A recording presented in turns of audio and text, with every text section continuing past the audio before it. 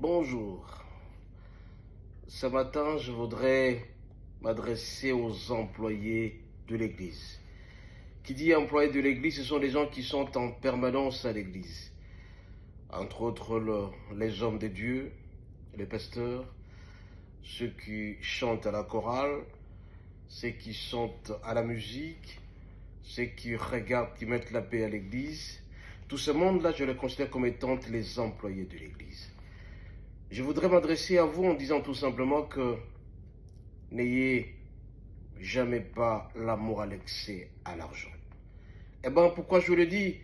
Parce que je constate malheureusement que l'argent de l'Église, ce qui revient à l'Église, entre autres la dîme, les offrandes, les actions des grâces, tout ce qui entre à l'Église, on commence à utiliser comme si ça vous appartenait.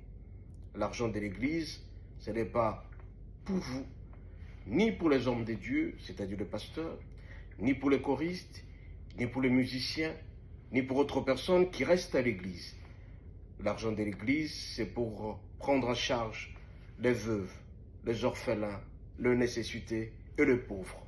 Et donc, quand le pasteur commence à prendre l'argent de l'Église pour faire sien, c'est une entorse très grave. Sinon, tu dois signer un contrat entre toi et l'Église, entre toi et notre Dieu. L'argent de l'Église, c'est pour les pauvres, c'est pour les nécessités. Alors chaque fois quand quelqu'un amène sa dîme à l'Église, ce n'est pas pour enrichir le pasteur. Sinon, si tu as besoin de beaucoup d'argent, cher ami, pasteur, homme de Dieu, va travailler. Et quand tu vas travailler, c'est cet argent que tu pourras utiliser pour toi. Cet argent, ce n'est pas pour toi. C'est pour l'avancement de l'œuvre. Quand tu as des campagnes, par exemple, c'est cet argent qui sera utilisé. Quand tu as, par exemple, la nécessité de pouvoir faire l'évangélisation, cet argent sera utilisé. L'argent de l'Église n'est pas pour les pasteurs.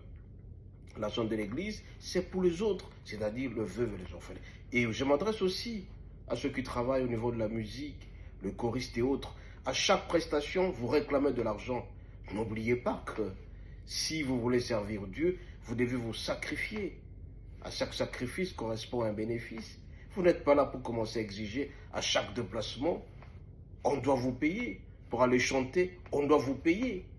Alors, de deux choses l'une, chers choristes, chers musiciens de l'Église, ou soit vous cherchez à travailler ailleurs, là où vous serez payé, ou soit vous cherchez à travailler pour l'Église. Parce que quand on travaille pour l'Église, on chante pour l'Église, c'est qu'on attend tout simplement le salut.